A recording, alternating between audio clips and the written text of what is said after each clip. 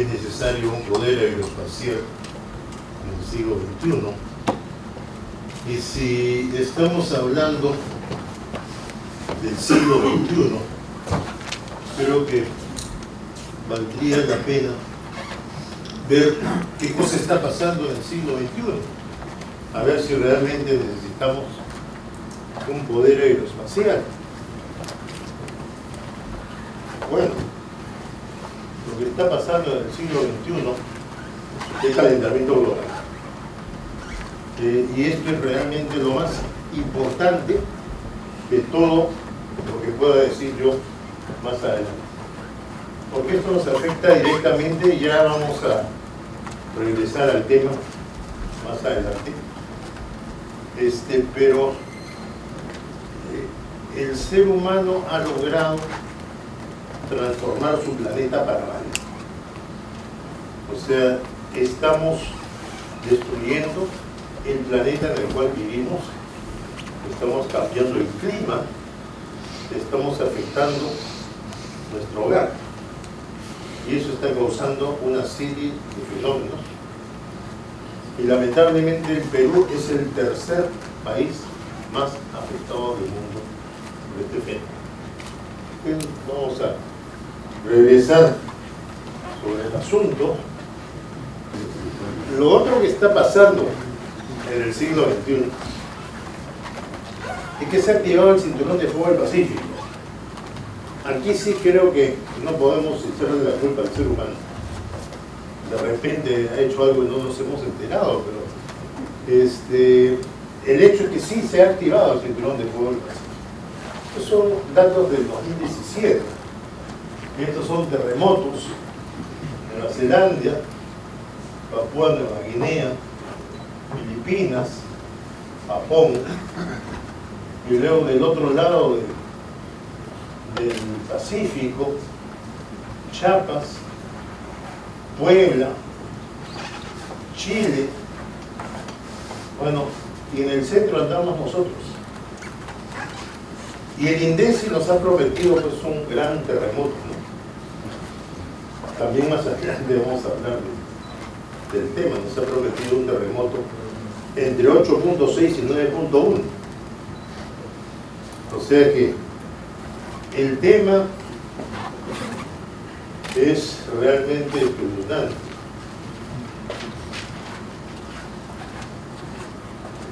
Y crisis en el Golfo Pérsico. Esto nos puede llevar a una guerra de proporciones. O sea, esto no es broma. Esto es muy serio. O sea, Estados Unidos se sale del 5+1, que era un acuerdo entre una serie de países occidentales más Irán, por el tema del enriquecimiento de uranio para la bomba atómica, etcétera, etcétera. Y se llegó a la conclusión de que Irán puede tener uranio, lo puede enriquecer hasta cierto nivel y puede tener uranio para uso pacífico.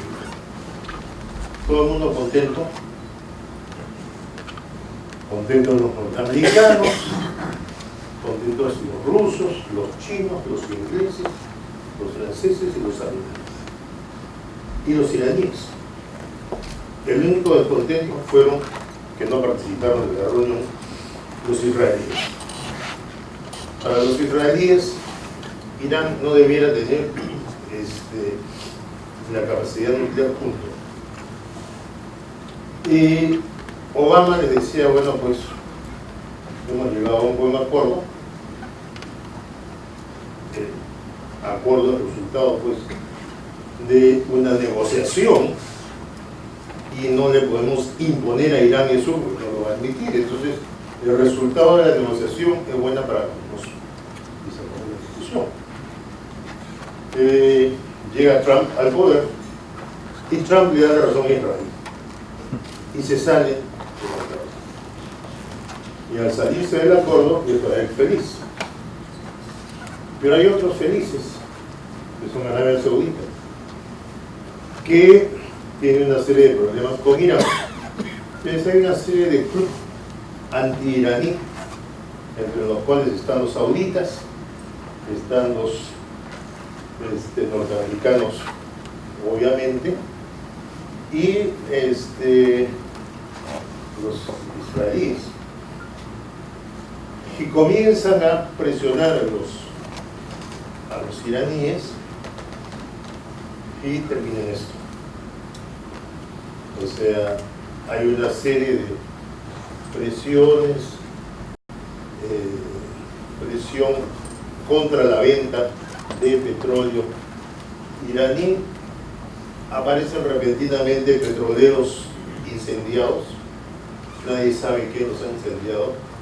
Los norteamericanos dicen que los iraníes dicen que no son ellos. Aparece otro petrolero incendiado. Luego vuelan drones norteamericanos en la zona. Los iraníes los derriban. 2 drones derribados. Nuevamente en la discusión, los iraníes dicen que ha sido sobre su espacio aéreo, los norteamericanos dicen que no. Y la fiesta continúa. Apresan un buque iraní, los ingleses. En venganza, los iraníes apresan un buque inglés. Y en estas andamos. Ahora están formando una especie de convoy para garantizar el paso de los buques internacionales por el estrecho de Hormuz. Y lo que ocurre es que Irán ha dicho ya varias veces que puede cerrar el estrecho de Hormuz. Ahora, ¿qué pasa si Irán cierra el estrecho de Hormuz? El precio del petróleo se va al cielo. Y si el precio del petróleo se va al cielo, regresamos automáticamente a la crisis económica global. Pero va a pasar algo con nuestros amigos del sur, y eso lo vamos a ver más adelante, porque nuestros amigos del sur, me refiero a Chile, importan el 92% de su petróleo. Y le importan pagando un flete altísimo.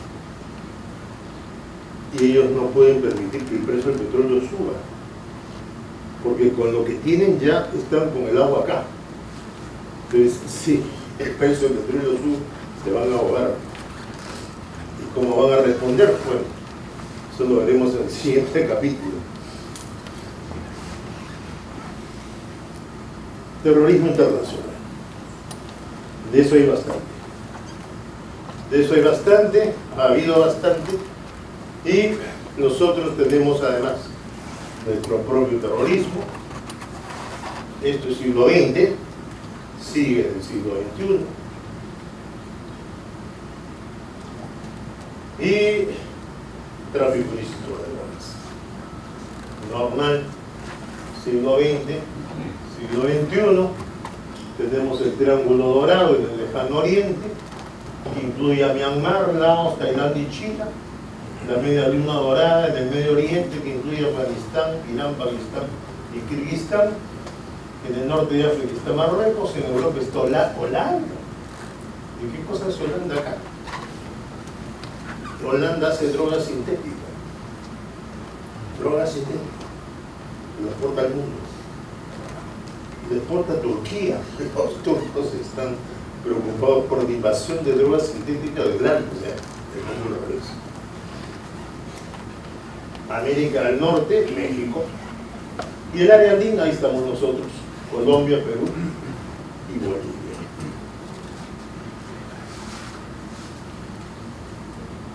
Y aquí tenemos el flujo de heroína. Acá está Myanmar, que antes se llamaba Birmania, y para los ingleses es Burma.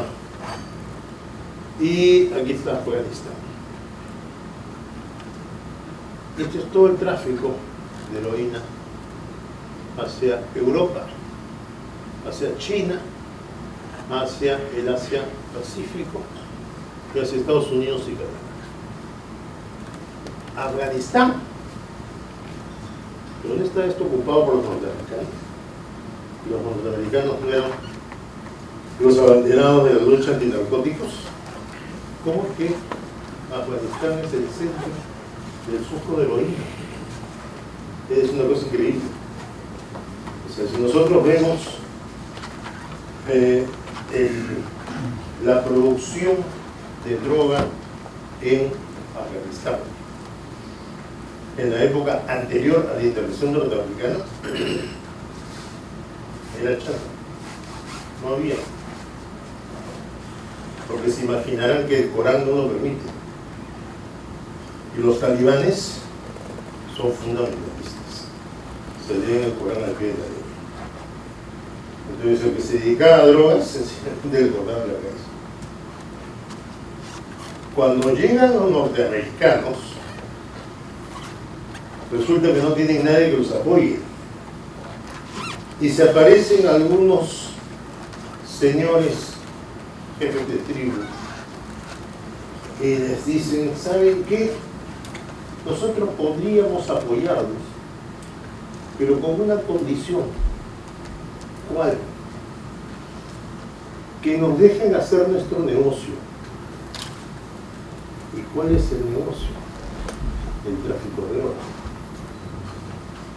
Y los norteamericanos tuvieron que pensar entre apoyo cero en Afganistán versus apoyo de una buena cantidad de tribus, permitiendo el negocio. Y lo permitieron.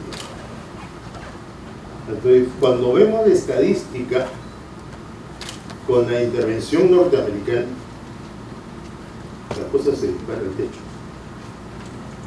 El mundo al revés. Pero así es, vivimos en este mundo. Y este es el flujo de heroína. Y aquí estamos nosotros, el flujo de cocaína. Región andina, hacia los Estados Unidos vía México y hacia Europa. Y nuestra cocaína va en un 95% hacia Europa. Y otra cosa que está ocurriendo en el mundo es la guerra comercial entre Estados Unidos y China. Bueno, pues entendible. Exportación China-Estados Unidos, esto está en billones de dólares, o sea, hay que ponerle varios ceros a la derecha.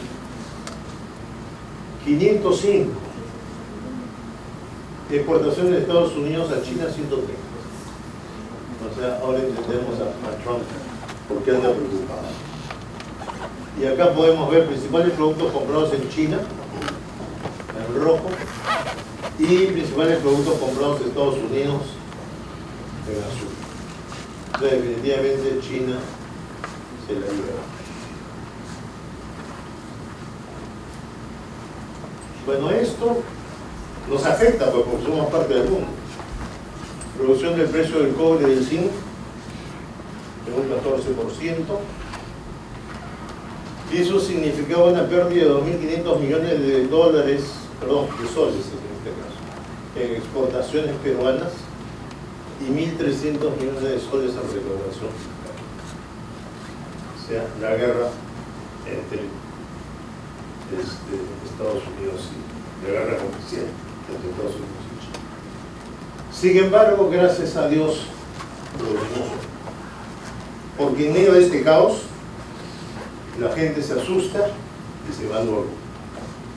Y nosotros tenemos oro y exportamos. O sea que el oro ha hecho que perdamos por un lado y ganemos por el otro. O sea que más o menos hemos perdido mucho. Nuestros amigos del sur no tienen oro, o sea que andan un poco complicados. Asentamiento geopolítico ruso en Europa Oriental y Siria. Aquí tenemos Sebastopol.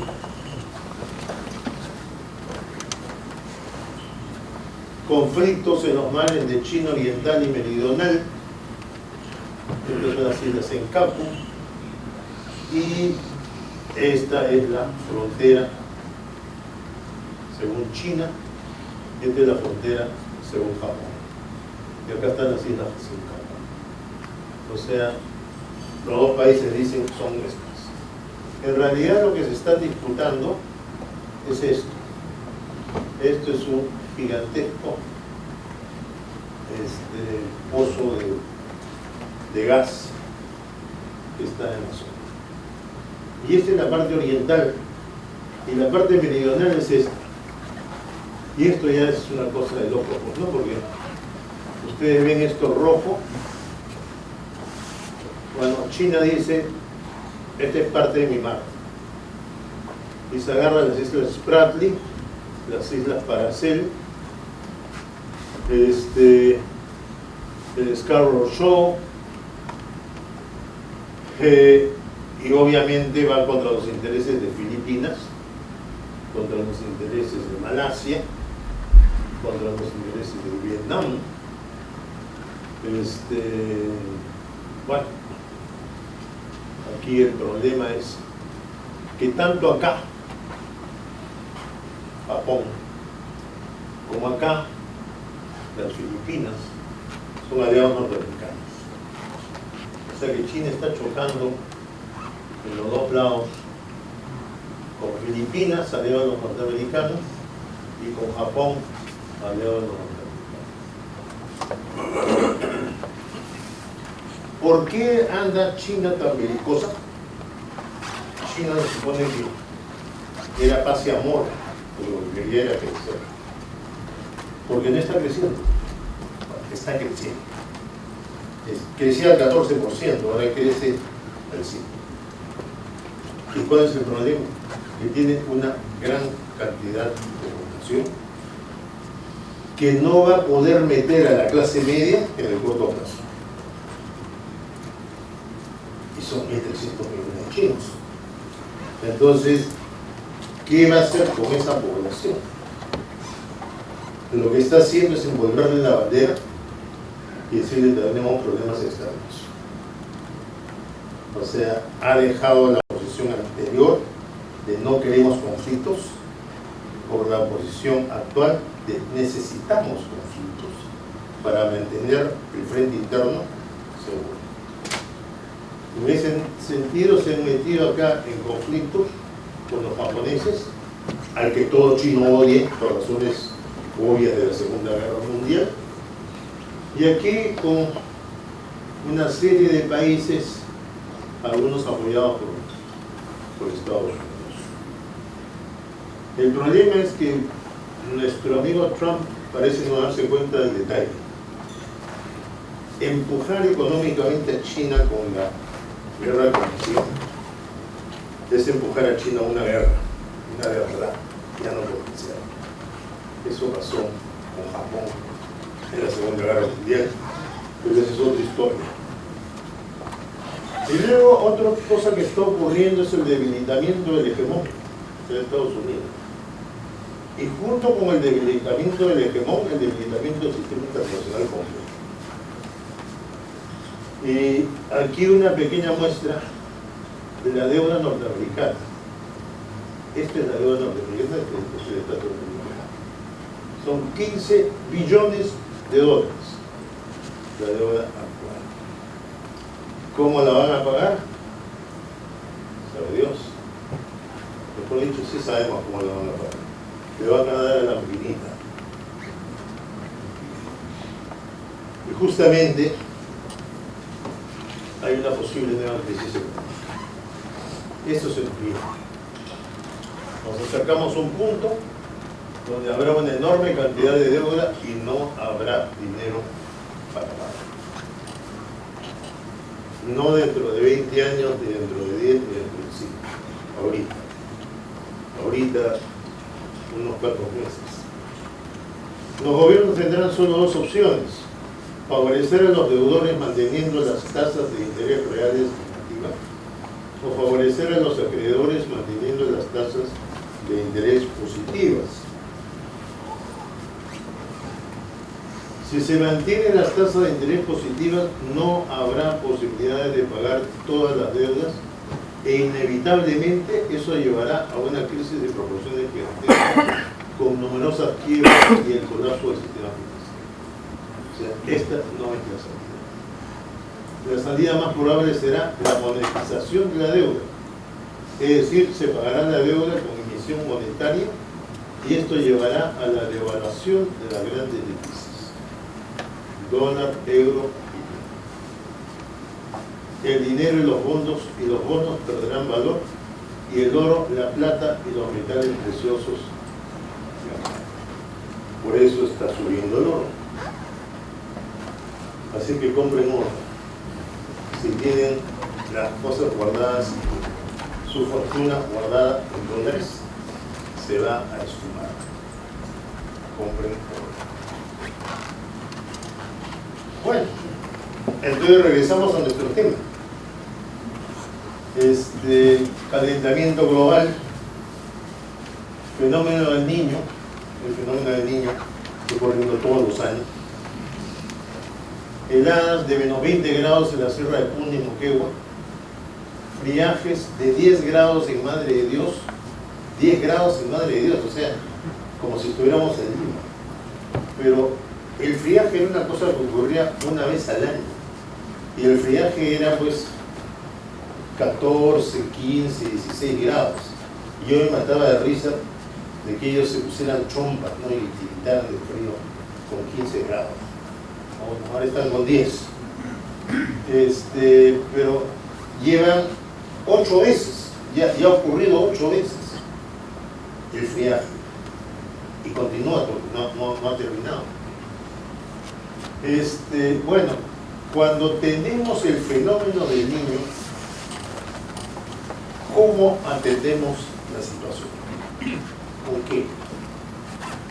Con esto.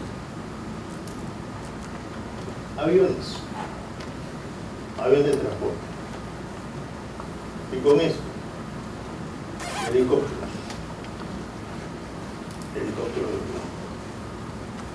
Entonces nuestra pregunta se va contestando sola. Tenemos, por lo menos solamente para el tema del calentamiento global, lo que tiene que ver con el fenómeno del Niño, esta necesidad. Porque esto que tenemos no es suficiente para lo que está ocurriendo y lo que va a ocurrir. El Niño es producto del calentamiento del Pacífico Central, acá lo tenemos. ¿Y qué produce? Produce inundaciones en el norte y en la Amazonía y sequía en el sur. Bueno, esto, como les digo, que ocurría una vez cada 14 años, ocurriendo todos los años. Y el problema es que la capacidad del Estado para enfrentar esto está viéndose afectada. Pero ha aparecido un nuevo fenómeno, que es el niño costero. El niño costero es exactamente igual al niño en los resultados, pero es producto del anticiclón del Pacífico Sur. O sea, esto es Chile, y al final de Chile, aquí, está el anticiclón del Pacífico Sur. Anticiclón, porque gira en sentido antihorario. Esto es lo que empuja la corriente de Humboldt. Y estas aguas son las aguas frías. Empuja la corriente de Humboldt y hace que tengamos el clima que tenemos. Cuando esto se debilita, resulta que la corriente de Humboldt cambia. Entonces hay que estar con un ojo en el anticiclón, porque cuando se debilita el anticiclón, lo que tenemos es un niño costero. O sea, no es un niño que viene del Pacífico, es un niño que viene del sur. ¿Y qué tenemos? Tenemos exactamente lo mismo: inundaciones en el norte, en la Amazonía y en el sur. Pero ahora hay una nueva, que es el monzón sudamericano, que hace que las nubes del Atlántico sobrepasen la cordillera en la zona sur y produzcan lluvia. Y eso es lo que ha hecho que en Moquegua haya un hueco. Pero no solamente en Moquegua, o sea, todo el sur peruano y el norte chileno también. O sea, eso que jamás se nos ocurrió que podía pasar, porque lo normal es inundación en el norte y sequía en el sur. Ahora vino inundación en el norte e inundación en el sur.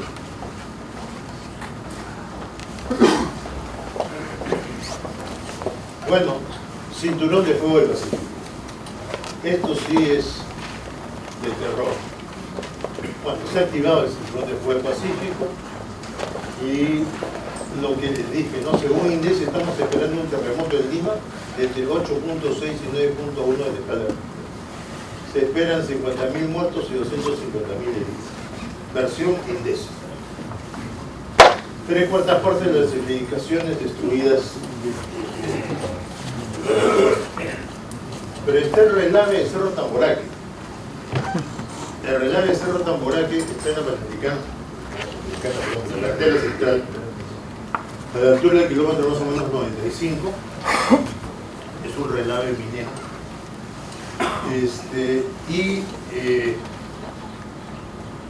En caso de un terremoto, el relave se va a caer sobre el río. Y son metales pesados. Entonces va a envenenar el agua. Lo primero que hace es finalizarlo.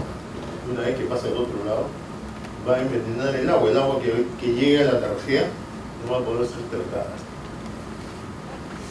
Y mientras limpian eso, 8 meses, ¿qué hacemos con 10 millones de personas? ¿Y a dónde le damos agua? Hay la famosa regla de 3. Si uno deja de respirar 3 minutos, se muere. Si uno deja de tomar agua 3 días, se muere. Y si uno deja de comer 3 semanas, se muere. Entonces, ¿cómo hacemos con 10 millones de personas en el mundo? El problema es, obviamente hay agua subterránea, pozos, alcanzará para alguna cantidad, pero a la mayoría la va a pasar bastante mal. Unos se irán a provincias en busca de sus parientes que sí tengan agua, otros irán a Miami en busca de sus parientes que sí tengan agua, y los que no van a poder salir va a ser la catástrofe. En fin, el terremoto será seguido de un tsunami que afectará el aeropuerto Jorge Chávez, lo cual quiere decir que el aeródromo de Las Palmas será su reemplazo, o sea, los aviones van a aterrizar acá. Se necesitarán aviones cuatrimotores para traer la ayuda internacional. Tenemos algunos, tienen 40 años, y creo que tenemos un par. Además de eso, necesitamos aviones que puedan aterrizar y volar en pistas cortas y helicópteros de gran capacidad. Tenemos un Hércules C-130. Esto vamos a necesitar. Lo tenemos, pero debiéramos tener.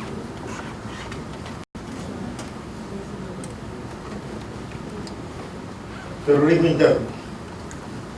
Bueno, el Brain, Apurímac, Kene, Mantaro, toda la historia que ya sabemos. Necesitamos aviones de transporte, helicópteros de transporte, helicópteros de combate y aviones electrónicos. Aviones electrónicos, sí. Bueno, hubo un primer secuestro de gente por Sendero Luminoso. Y yo recuerdo que estaba en el Ministerio de Defensa y no teníamos la más remota idea de dónde estaba. Necesitábamos un avión electrónico para poder captar las señales de los celulares de los terroristas. ¿Y qué hicimos? Le pedimos a Brasil que por favor nos prestara uno. Y Brasil nos lo dio. Bueno, 10 años después pasó lo mismo. Otra vez Sendero secuestró gente en Quepachato y seguíamos sin el avión. Hubiera sido lógico, ¿no? O sea, después de 10 años tendríamos que haber comprado un avión de esos, pero no lo hicimos. Pero entonces tuvimos que pedirle a Colombia y Colombia nos lo prestó. Entonces, la próxima vez que ocurra, no sé qué es lo que vamos a pedir. Vergüenza, ¿no? O sea, no está pidiendo el préstamo mi avión porque tengo un problema. Bueno, aquí hay algunas opciones de alguna guerra electrónica. Escojan uno y por favor compren. No tiene que ser el más grande, puede ser uno chiquitito, pero que nos solucione el problema. Tráfico ilícito de drogas. Bueno, dimos una ley de interdicción aérea. Si se quiere realizar una interdicción aérea de las avionetas de narcotráfico, necesitaríamos radares. No, resulta que no tenemos. O sea, no tenemos radares, no para esto, no tenemos radares, punto. Pero ahí hay uno, no es no tenemos radares, no tenemos. O sea, no tenemos radares. Cualquiera se puede pasear por el espacio aéreo, pero bueno, no tenemos los radares de los aeropuertos. Pero eso necesita un transponder. O sea, el transponder da la señal, lo capta la señal. Si yo no quiero ser detectado, no tengo transponder, o lo pago. O sea, necesitamos radares militares, que lo que capta no es la señal de transponder, sino lo que capta es la masa de metal del avión. Aquí hay un par de ejemplos, ¿no? Es un radar terrestre y este es un gap filler. El radar terrestre tiene 450 kilómetros de alcance, y para el caso es sueco.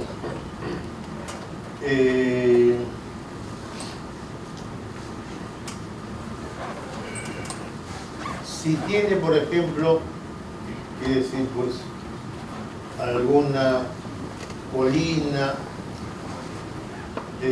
no va a captar qué cosa hay dentro del interior de la quebrada.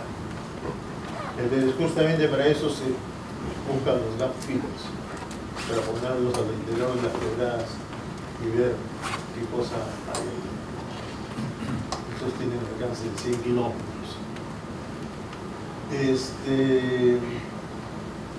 Bueno, y tenemos el tema de que los norteamericanos no quieren que usemos su material para la interceptación aérea.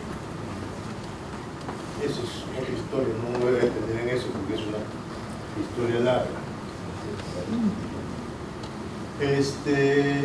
Y si queremos interceptar, vamos a necesitar un AWACS.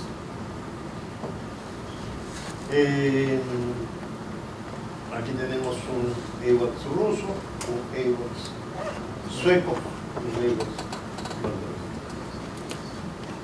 Permite detectar aviones ilegales, pero nos serviría no solamente para detectar aviones ilegales del narcotráfico, sino también para la pesca ilegal y también para detectar sembríos ilegales y también para localizar las comunicaciones de los terroristas. O sea, conseguimos uno de estos y se acabó nuestro problema. O sea, no vamos a tener que pedir a los brasileños que nos presten su avión, ni a los colombianos que nos presten el suyo. Los narcotraficantes van a tener que andar con cuidado porque tenemos uno de estos. Y vamos a andar localizando a la pesca ilegal, que en este momento no lo podemos hacer. Hablando del tema, pesca ilegal. Atuneros ilegales que utilizan helicópteros. Increíble, ¿no? Para esto necesitaríamos AWACS y que el AWACS le dé la ubicación de los buques a las patrulleras de la Marina.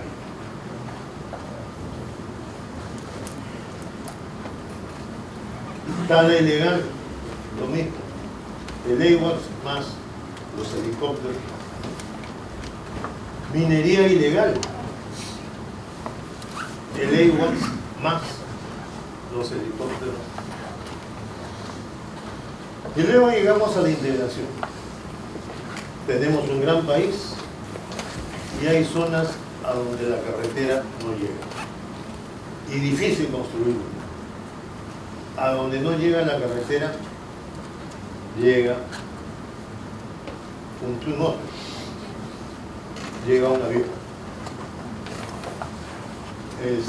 Justamente este es un túnel de Venezuela. O sea, esto es ideal para integrar zonas de nuestro país a el resto del país, zonas que si no estarían sencillamente sin capacidad de comunicación. Ahora viene la segunda pregunta. Debemos prepararnos también para un conflicto bélico.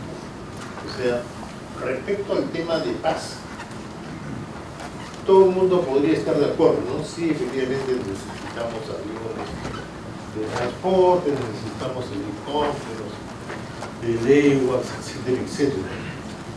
Pero un conflicto bélico, ¿de dónde sacan eso? Bueno, quienes piensan que no hay necesidad de prepararse para un conflicto bélico parten de tres supuestos.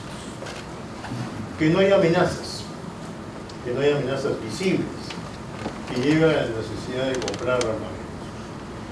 Que estamos en un orden internacional donde las divergencias no se solucionan por la fuerza militar. Prueba de ello es el caso de nuestro diferendo marítimo con Chile llevado a la guerra. Y que se gasta demasiado en armas. Bueno, veamos caso por caso. Lo primero, es riesgoso decir que no hay amenazas en el futuro, porque nuestra capacidad de predecirlo es muy poca.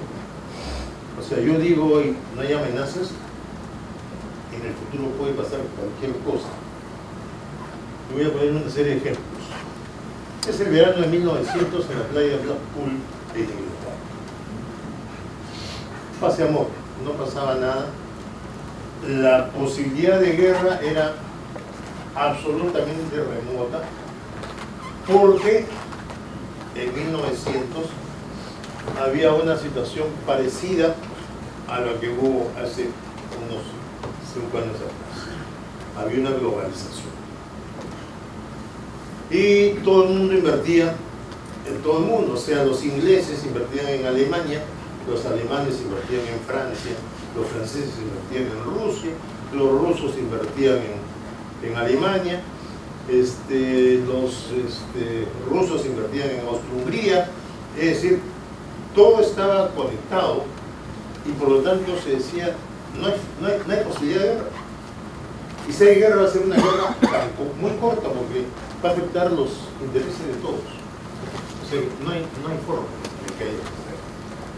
Ese es el verano de 1900. Damos un salto de 20 años y nos encontramos con el verano de 1920. Y resulta que la guerra imposible ya ocurrió. Ocurrió de 1914 a 1918. Mató 50 millones de personas y cambió totalmente el mapa geopolítico. Cayó el imperio alemán, cayó el imperio austrohúngaro, cayó el imperio otomano, cayó el imperio zarista etcétera. Y apareció la Unión Soviética. Entonces, un poco confundidos los analistas, dijeron, bueno, sí, pues, nos hemos equivocado, ha habido una gran guerra, pero hay una cosa de la cual sí estamos seguros. Alemania ha desaparecido del mundo geopolítico por 50 años. Olvídense de los alemanes. El verano de 1920. Damos otro salto de 20 años y acá está verano de 1940, las tropas alemanas entrando en París. Y se supone que los alemanes habían desaparecido del planeta. Entonces, nuevamente, nos equivocamos. Entonces, vuelven a analizar. Y desde la perspectiva del verano de 1940, ¿qué cosa dicen? Dicen, bueno, Alemania ganó la guerra. Alemania ganó la guerra, Inglaterra está en su isla, no puede hacer absolutamente nada. Alemania domina toda Europa, tiene una alianza con Rusia, el pacto de no agresión. Estados Unidos está del otro lado del planeta, el general Sanders. No va a pasar nada. Entonces, Alemania está dueña de Europa, Inglaterra se molesta mucho terminar siendo invadida por los alemanes. Y ese es el mundo. Entonces, Alemania va a regir Europa. Ese es el verano de 1940. Realmente damos un salto de 20 años y estamos en el verano de 1960 y Alemania perdió la guerra. ¿Y quién es la gran potencia ahora? Estados Unidos, que tiene una flota por la cual domina todo el mar. Este es el portaaviones USS Forrestal. Entonces, Estados Unidos es la potencia ejecutiva. Entonces, todo el mundo dice, bueno, Estados Unidos va a dominar el mundo. Y damos un salto de 20 años y estamos en el verano de 1980.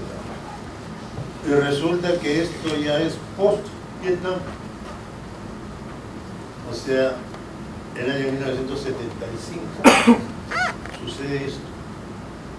La salida de la embajada norteamericana de Vietnam. Y los helicópteros que van a los portaaviones, llevando a los refugiados, y resulta que no hay suficiente espacio en los portaaviones y tienen que tirar los helicópteros por la borda para que lleguen nuevos helicópteros llevando refugiados y volver a tirar otro helicóptero por la borda para que llegue y así sucesivamente. Estados Unidos derrotado. ¿Derrotado por quién? ¿Por la Unión Soviética? ¿Por China? No, por Vietnam. País de tercer mundo. Entonces, ¿quién va a ser la potencia hegemónica? Y dicen, bueno, Rusia. Es obvio, Rusia está creciendo, Rusia se está expandiendo, hay una serie de países prorrusos que están en diferentes partes del mundo, sobre todo en África, e inclusive América Latina, y Nixon va a China y se alía con China contra Rusia. Tanta era la preocupación de Rusia. Y seguimos avanzando.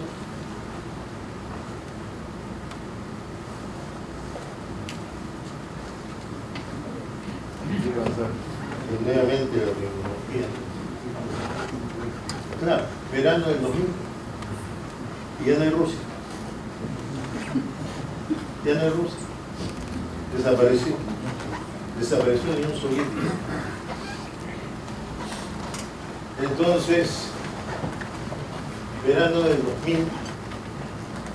Y bueno, pues, el verano del 2020 no ha llegado. Pero ahorita llega. Entonces, ¿qué podríamos decir? En esa época, dijeron, bueno, triunfó el liberalismo, no sé si ustedes se acuerdan. Triunfó el liberalismo va a gobernar el mundo, Estados Unidos es la gran potencia hegemónica, el liberalismo es bueno, y vamos a hacer un nuevo orden internacional. Esa era la nota de Bush padre, esa era la nota de Clinton. Y hubo una década de 10 años de sueños y de felicidad. ¿Y qué ocurrió? Bueno, lo que nadie pensó que podía ocurrir. Ocurrió esto. Verano del 2019, estamos a tiempo, lo hemos pasado. Bueno, para llegar al verano del 2019 ha pasado el 9/11, esto, ¿y quién pensó que eso podía pasar? La crisis del 2008, eso tampoco lo pensó nadie. Las guerras de Irak, Afganistán y Siria, bueno, a alguien podía habérsele ocurrido. Lo que no se le pudo haber ocurrido es que Estados Unidos iba a terminar de ocupar. Iba a salir de ahí como salió de Vietnam. La reaparición geopolítica de Rusia, o sea, realmente dijeron, como dijeron en Alemania, Rusia fuera del mundo geopolítico por 50 años. Bueno, estuvo fuera del mundo geopolítico por 17 años. Y unos Estados Unidos proteccionistas. O sea, Estados Unidos era liberal. ¿Cómo que proteccionista? Estados Unidos proteccionista. Y con un gobierno populista, perdón, populista. Sí, el señor Trump es populista. El Reino Unido con Brexit y una guerra comercial entre China y los Estados Unidos. Entonces, hay cosas que pasan que uno ni se imagina que puedan pasar, pero pasan. Y George Friedman concluye: las cosas que aparentan ser permanentes y dominantes en un momento dado de la historia pueden cambiar con increíble rapidez. En lo que se refiere al futuro, de lo único que podemos estar seguros es que el sentido común falla. Entonces, cuando yo digo no hay amenazas, vayamos con cuidado. Vayamos con cuidado. Ahora, para el Perú podemos hacer un análisis similar.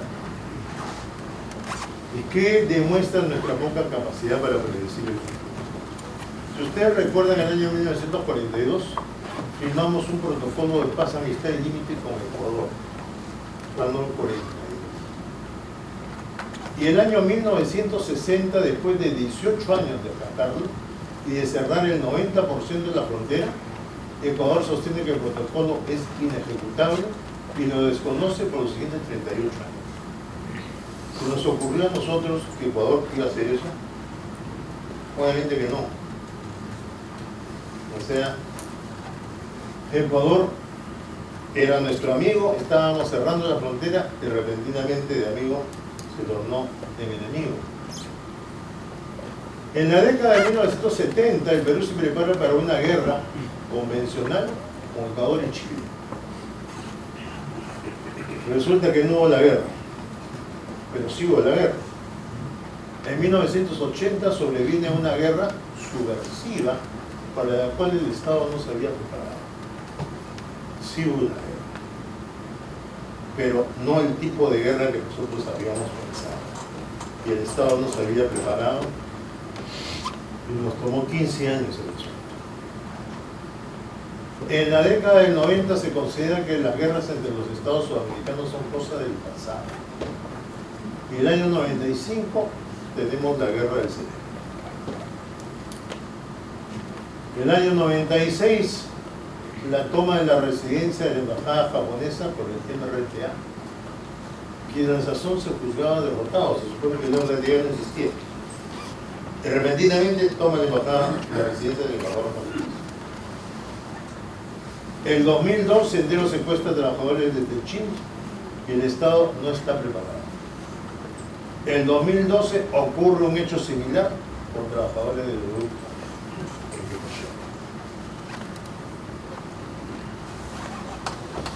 Ahora, cuando una empresa hace planeamiento, exige tomar en cuenta lo desconocido conocido y lo desconocido desconocido. ¿Qué pasaría si el competidor X lanza un producto mejor que el nuestro? Eso es lo desconocido conocido. Porque sabemos que el competidor X existe. ¿Qué pasaría si aparece de la nada una nueva empresa con gran capital que nos hace la competencia? Eso es lo desconocido desconocido. Porque esta empresa no sabemos que existe, viene del exterior. El planeamiento empresarial exige ponerse en las posibilidades y planificar frente a ellas. Entonces la pregunta es, ¿y el Estado no debe hacerlo y confiar en que todo el futuro será pacífico? O sea, debemos ponernos en situaciones en las cuales sencillamente pueda ocurrir lo que está ocurriendo acá. El orden internacional está basado en la ley internacional, pero para que esta no sea solo papel mojado, necesitamos que la potencia, las potencias hegemónicas lo respeten o lo hagan respetar. Sin embargo, esto está cambiando, las potencias y sus protegidos están haciendo cada vez más uso de la fuerza. O sea, los que dicen, ok, no hay problema porque hay un orden internacional que impide que haya un conflicto. Y hay pues la Haya, hay una serie de otros sitios donde no puede ir. Pero el tema es que eso anda en crisis. Y aquí tenemos la invasión norteamericana de Irak en el año 2003. Esto es totalmente ilegal. Pero ocurrió, sí ocurrió. En contra de la opinión de las Naciones Unidas, sí, fue la opinión de las Naciones Unidas. En contra de la opinión de sus propios aliados de la OTAN, en contra de la opinión de sus propios aliados. Pero lo hicieron. Supuestamente porque tenían armas de destrucción masiva. Y después descubrieron que no habían armas de destrucción masiva. Pero igual se quedaron. Bombardeo israelí al central nuclear en Siria, Al-Kibar 2007. Obviamente, el bombardeo de otro país es absolutamente ilegal. Yo no podría hacerlo.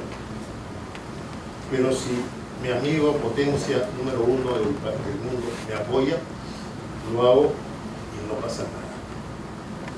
Entonces, ese tipo de cosas ocurren. Intervención rusa en Georgia, el año 2008. Hundimiento de la corveta surcoreana Cheonan por Corea del Norte, el año 2010. Los surcoreanos se tomaron el trabajo de sacar la corveta del fondo del mar para demostrar que el misil que había destruido la corveta era norcoreano. We came, we saw, he died. 2011. Bueno, Hillary Clinton, ¿no? Está tratando de usar las palabras de Vini Vidi Vinci, pero dice we came, we saw, he died. El asesinato de Gaddafi. O sea, el asesinato finalmente, con todo lo que pueda mover a la AFI y todo lo que quieran decir, es un presidente de un país. Yes, we can. Sí podemos. 2013. Estados Unidos escucha a los líderes de sus propios países aliados de la OTAN. Y si escucha a sus propios países aliados de la OTAN, ¿qué queda para nosotros? Ellos se dan cuenta que están siendo escuchados. nosotros ni cuenta nos damos. Intervención rusa en Crimea, el año 2014. Bombardeo norteamericano a Siria, el año 2018. Todo esto es ilegal. Y ahí viene Trump, retiro de Estados Unidos del Acuerdo de París en 2017. Eso es legal. O sea, yo me puedo retirar de un tratado, ¿no? De un acuerdo en este caso. Y está siguiendo todos los pasos, ¿no? Porque toma 4 años hacerlo. Pero digamos que no es muy usual hacerlo y que da muy mal mensaje al mundo hacerlo, sobre todo tratándose del Acuerdo de París, que tiene que ver precisamente con calentamiento global. Retiro de Estados Unidos del TPP, Trans-Pacific Partners, que costó tanto armarlo y que iba a unir casi el 50% del PBI de los países del mundo, en el cual formaba parte del Perú. No le interesó, se fue y lo dejó en el aire. Renegociación del NAFTA. Retiro de Estados Unidos del Acuerdo 5+1 con Irán, que está al borde de generar un conflicto en el Medio Oriente. Y el uso constante de sanciones. O sea, Estados Unidos sanciona a medio mundo. Para lograr sus objetivos, aplica sanciones y sanciones y sanciones y sanciones. Ya nos ha aplicado algunas a nosotros. La ley internacional está marcada en un orden internacional y ese orden internacional se está quebrando. O sea, ¿dónde está la ley internacional si a mí me caen las sanciones norteamericanas? Yo no puedo chistar. O cumplo o me sanciono.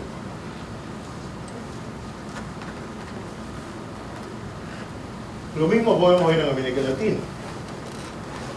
Estados Unidos presiona al Perú y otros países para que se retiren del Acuerdo Penal Internacional 2010. Esa fue genial.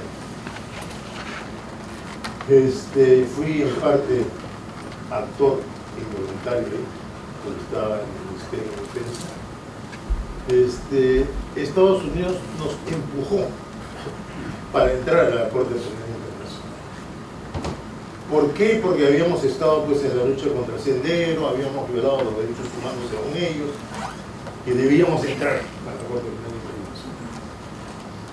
Y una vez que entramos a la Corte Penal Internacional, viene la invasión de Irak y ellos pasan a ser acusados de violar derechos humanos.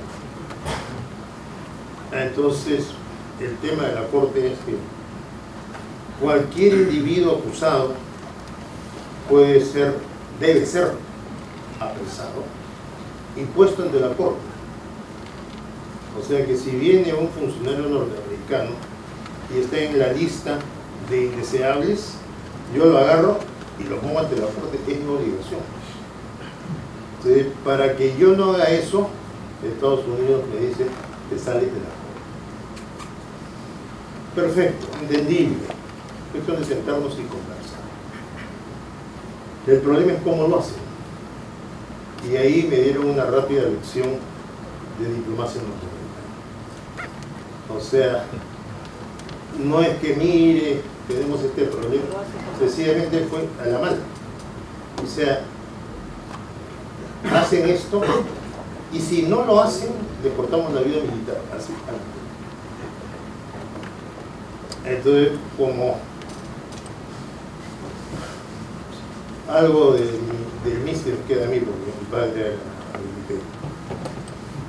Le dije a usted, ¿dónde estudió negociación?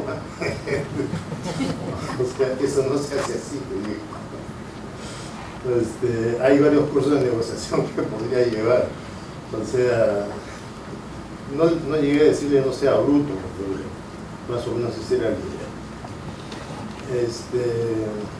Si usted me dice eso a mí, lo que produce en mí es una reacción. O sea, no puede ser tan brutal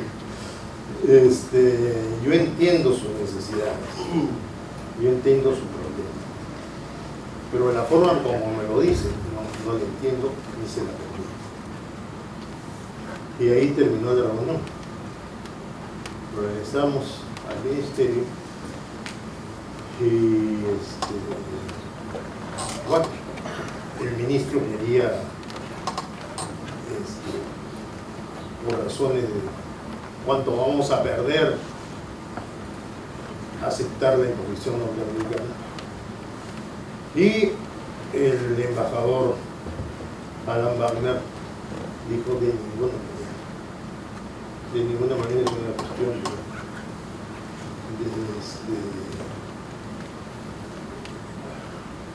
no recuerdo la palabra exacta, orgullo no sería, no, soberanía tampoco, pero la cosa es que no podemos aceptar una imposición así de ese tipo. O sea, principios, es una cuestión de principios, es una cuestión de principios. Y lo mandó a rodar el embajador con todo. Bueno, nos presiona. En 2003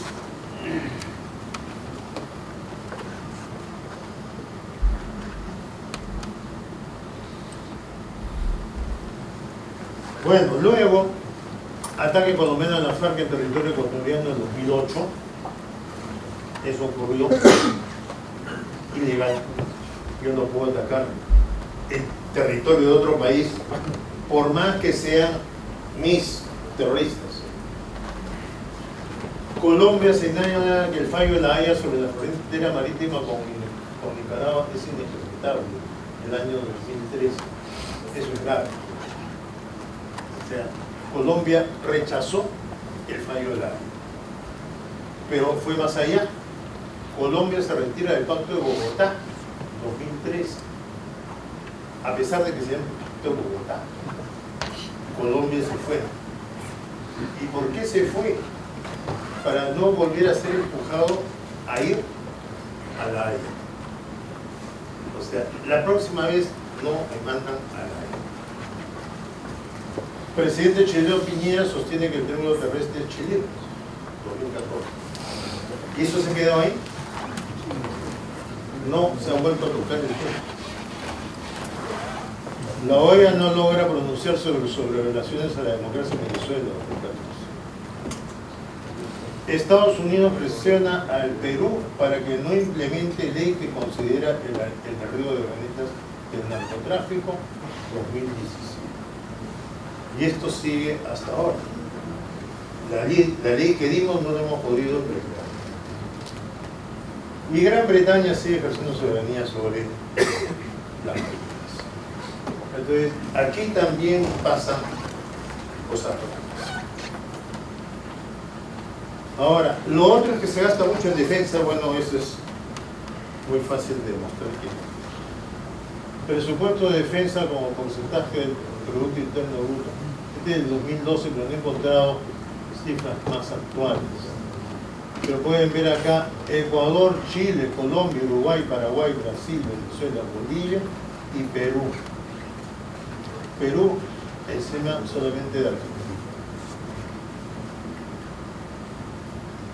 Luego la participación del gasto militar en los egresos del gobierno desde 1950 hasta el 2012. Esto es el 50, luego va bajando, se mantiene acá. Sube acá, este es el gobierno militar, sube el año 75 por el tema del enfrentamiento que hubo con Chile. Luego baja, se mantiene acá y luego viene 1980, ya la parte de los gobiernos civiles, y acá va bajando.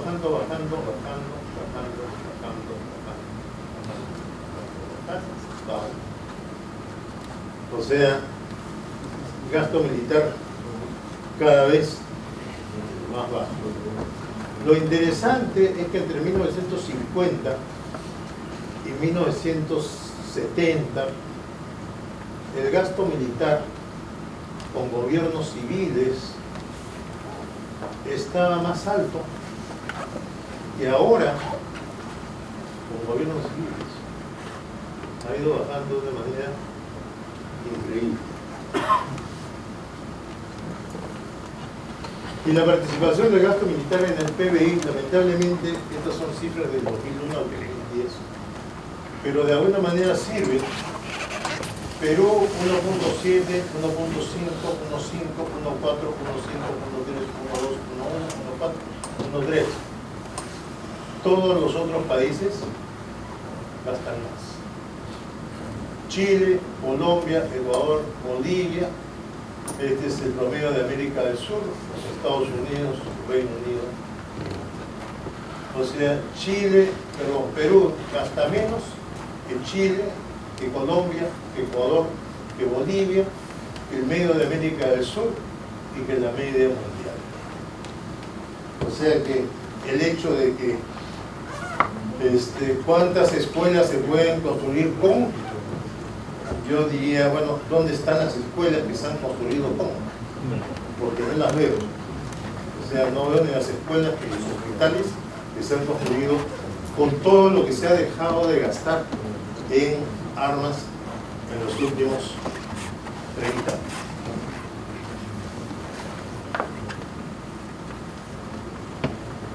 Ahora, debemos no solo tener logística, porque logística es lo que hemos estado comprando aviones de transporte, hemos estado comprando aviones de entrenamiento, helicópteros de transporte, etcétera, sino también dientes.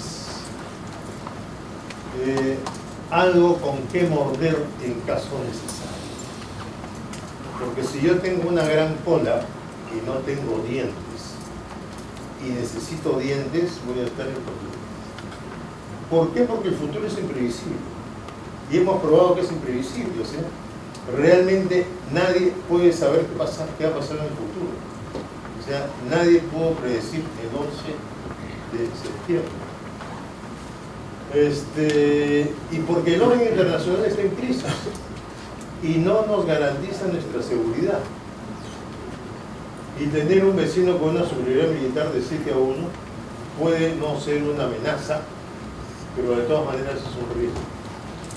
O sea, la definición de amenaza y riesgo, para que exista amenaza, tiene que haber capacidad más intención. O sea, intención de hacer daño más capacidad de hacer daño. Eso es una amenaza. Si solamente hay uno de los dos, es un riesgo. Porque no tiene intención, es muy buena gente. Pero tiene la capacidad, sí tiene la capacidad. Tiene cualquier cantidad de fierro que no tiene. ¿Y qué pasa si le cambia la intención? Uy, vamos a estar en problemas serios. ¿Y no sería mejor tener unos cuantos fierritos nosotros también por si acaso? Yo creo que sí. Es lo que dicen que no. Yo sí creo que sí. Es nuestra obligación tomar medidas también frente a los riesgos. Existen las situaciones cuya posibilidad de ocurrencia es muy baja, pero cuyo costo de ocurrencia es muy alto. Este es uno de ellos. O sea, la posibilidad de ocurrencia, digamos ya, póngale 1%. Pero ¿qué pasa si ocurre? La calamidad. La calamidad. ¿Sí? Nos quedamos sin país. Entonces, hay que tener cuidado. Como decir, no se incendiar nunca. Y si se incendia,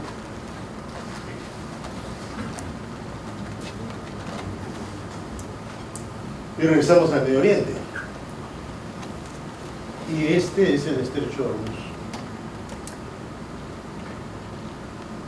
Y pueden ver ustedes acá, este es Irán. Y Irán está al borde de ser atacado por Estados Unidos y por Israel, a lo cual se suma Arabia Saudita. y si cierra el estrecho de Hormuz, toda esta producción de petróleo sencillamente no va a poder salir. Porque dentro está el propio Irán, está Irak, está Kuwait, está Arabia Saudita, está Bahrein, está Qatar, está Emiratos Árabes Unidos. O sea, están todos.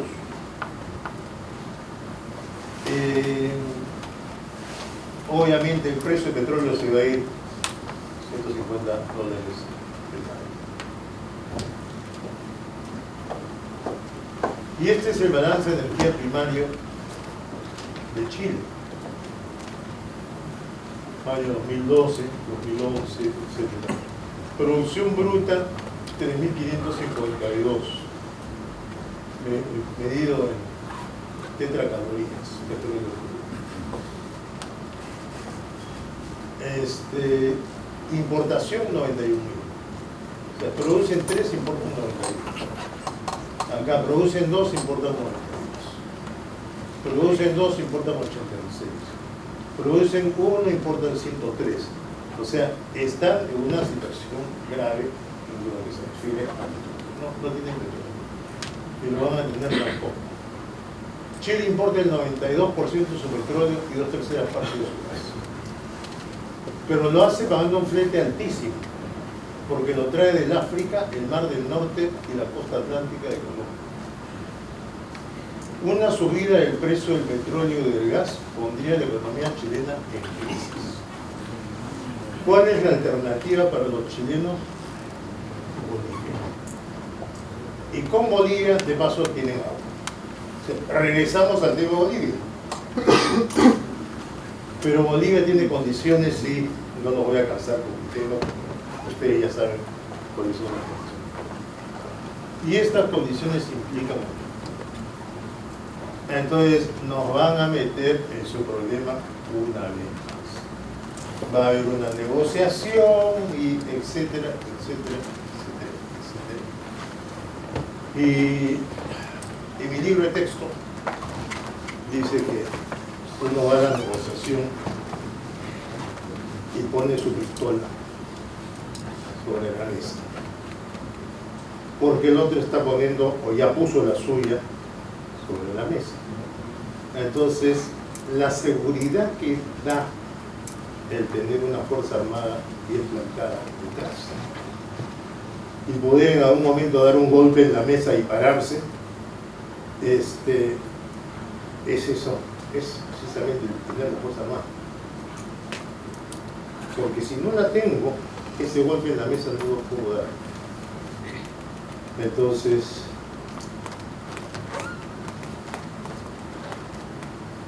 la fuerza armada no necesariamente es para la guerra. La fuerza armada es también para ayudar en negociaciones diplomáticas.